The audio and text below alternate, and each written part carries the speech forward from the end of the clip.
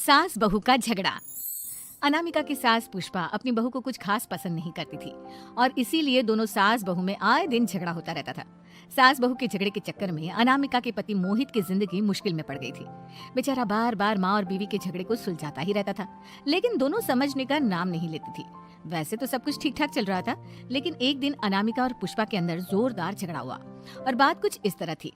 बहू, मैंने तुम्हें कल अपनी एक साड़ी धोने के लिए दी थी। हाँ मम्मी जी, वो साड़ी धोकर मैंने आपकी अलमारी में रख दी है। उसी की बात कर रही हूँ मैं। जरा देख तो, इस साड़ी को देखकर किसी भी तरह से लगता है ये धुली हुई है। अरे मम्मी जी, मैंने आपकी साड़ी वॉशिंग मशीन में अच्छे से धोकर सुखाकर आपकी अलमारी में तह बनाकर रखी थी। आपके तो नखरे खत्म ही नहीं होते। अरे कैसे बात कर रही है मुझसे? मेरे नखरे? अरे मोहित, जरा ये देख तो, ये साड़ी धुली हुई लग रही है क्या? अरे मम्मी, जब अनामिका कह रही है कि उसने साड़ी धोई थी तो मान लो ना। हर बात पर झगड़ा करना जरूरी है क्या? क्या है ना मोहित, तुम्हारी माँ को तो मेरे हर काम में नुस्ख निकालने की आदत पड़ गई है।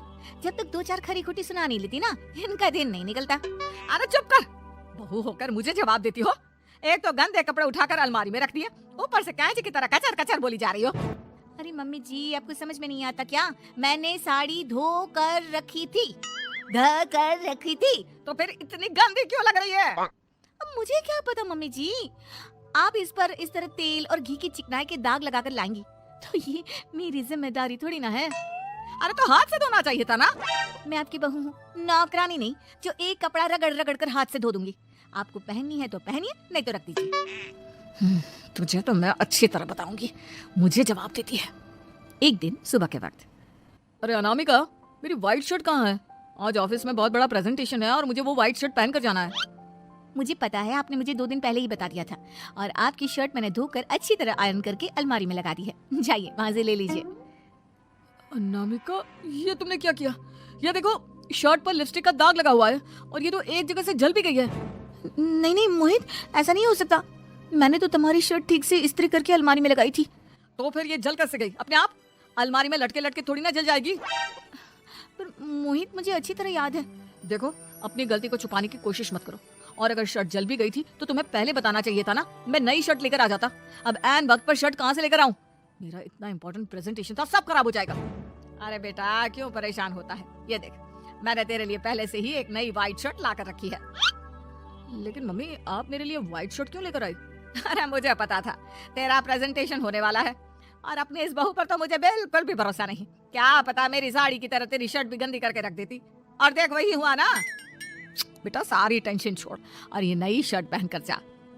थैंक यू मम्मी, आज तो आपने बचा लिया मुझे। कुछ दिनों के बाद, अरे अनामिका, जानती हो, ऑफिस में मेरा जो दोस्त है ना अमर, आज उसका बर्थडे है और उसे तुम्हारे हाथ का चॉकलेट केक बहुत पसंद है। थोड़ा सा बनाकर टिफिन में रख दो ना प्लीज। हाँ हाँ क्यों नहीं, मैं बहुत अच्छा केक बनाकर आपके दोस्त के लिए रख दूंगी। तुम्हारे हाथ का खाना खाकर तो वैसे ही मेरे ऑफिस के सारे लोग इतनी तारीफ करते हैं, क्या बताऊं।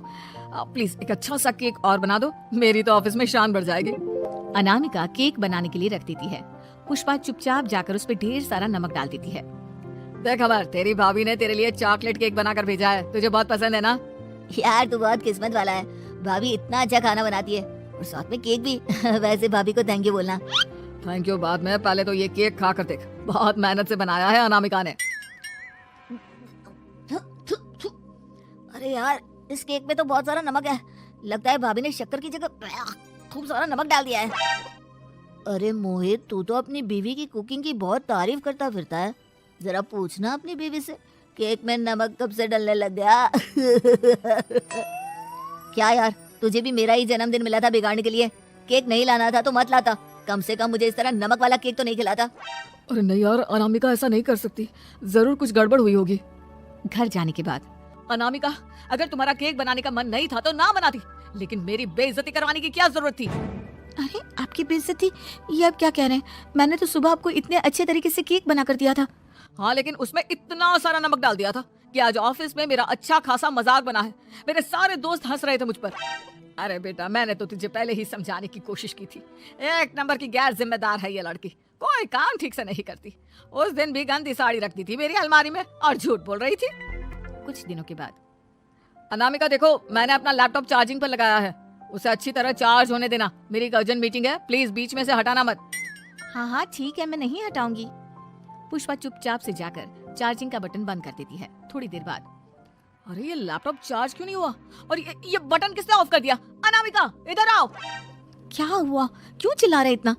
अनामिका मैंने तुमसे कहा था ना, मेरा लैपटॉप चार्जिंग पर लगा हुआ है, मेरी अर्जेंट मीटिंग है। तुमने इसका स्विच ऑफ क्यों कर दिया? अरे मैंने ऐसा कुछ नहीं किया, मैं क्यों स्विच ऑफ करूंगी? कुछ दिनों से देख रहा हूँ अनामिका, तुम मेरा हर काम बिगाड़ देती हो। देखो ये अच्छी आदत थी, कम से कम तुम्हें इस बात का तो ध्यान रखना चाहिए था कि मेरी कितनी इंपॉर्टेंट मीटिंग थी। अब क्या करूंगा मैं?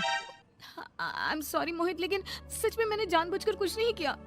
अगर जानबूझकर नहीं किया तो क्या सब कुछ अपने आप हो जाता है? कभी मेरी शर्ट जल जाती है, कभी केक में नमक डल जाता है। आप मेरी बात क्यों नहीं सुनते? मैंने जानबूझकर कुछ नहीं किया। फिर से वही बात। अरे कितनी बार तुम्हें समझा चुका हूँ, इस तरह मेरा काम बार बार मत बिगाड़ा करो। तुम जानती हो मुझे कितनी प्रॉब्लम होती है। ऑफिस में तो पहले ही बेइज्जती करा चुकी हो, और अब ये मीटिंग, ये भी मेरे हाथ से निकल गई। अनामिका की समझ में कुछ नहीं आता कि आखिर उसके साथ ये सब क्या हो रहा था और क्यों हो रहा था। फिर कुछ दिनों के बाद मोहित अपने ऑफिस से कुछ फाइल लेकर घर आता है।